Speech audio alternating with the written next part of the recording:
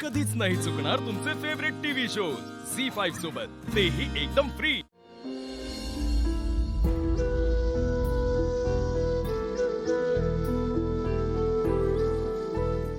अप्प्या, काय काय झालं? बापू, मला तुमच्याशी बोलायचंय पण तुम्हाला पटणार नाही कदाचित। बोल अप्प्या, मन मोकळेपणानं बोल, तुझं काय असेल ते ऐकून घेईन। पटणं न पटणं पुढचा विषय झाला। बापू, माझ्या जिल्ह्यात दंगल उसळली आणि मला घरात नाही थांबायचं, मला हे पटतच नाही।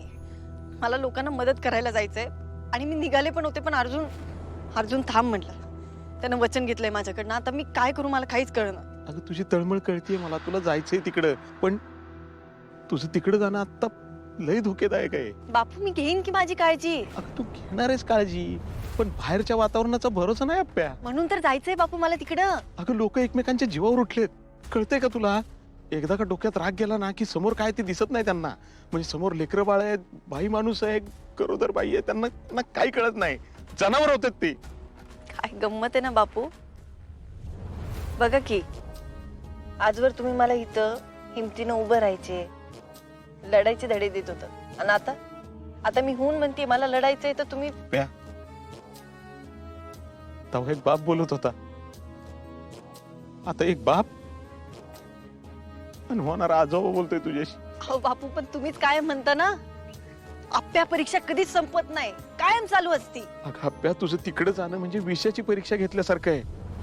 अप्प्या, कदाचित याची लय मोठी किंमत मोजावी लागेल आपल्याला। अहो बापू, माझ्या शिक्षणाचा, माझ्या ट्रेनिंगचा आता खरं कस लागणार आहे, कळेल की मी ही दंगल कशी हँडल करते ते। अगं पण तू तुझ्या मम्मीचं बोलणं लय मनावर घेतलंस का? नाही बापू, माझ्या मनात होतच की सगळं, तिने फक्त बोलून दाखवलं। अगं पण तेव्हाची परिस्थिती वेगळी होती अप्प्या। कशी बापू, कशी परिस्थिती वेगळी होती? आपल्याला काय माहितीये त्यांनी निर्णय द्यायला का उशीर केला? आपल्याला काय माहितीये त्याच्याकडे पण अशीच परिस्थिती असेल काहीतरी।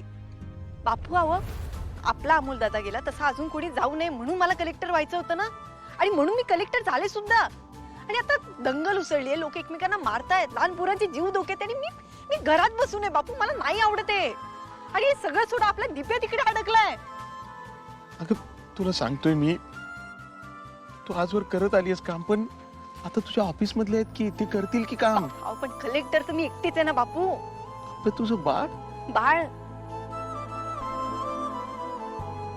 बापू, आपल्याकडे झाशीची राणी तिचं बाळ पाठीला बांधून लढली होती,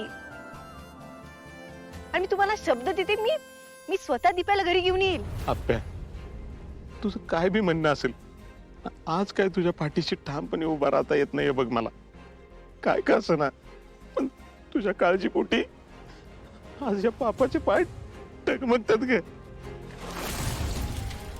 बापू, आजवर मी डगमगले तेव्हा तुम्ही होतात सोबत, आज मला पहिल्यांदा एकटीला उभं राहायचंय। पण नका काळजी करू, तुम्ही तेवढं तयार केलंय मला।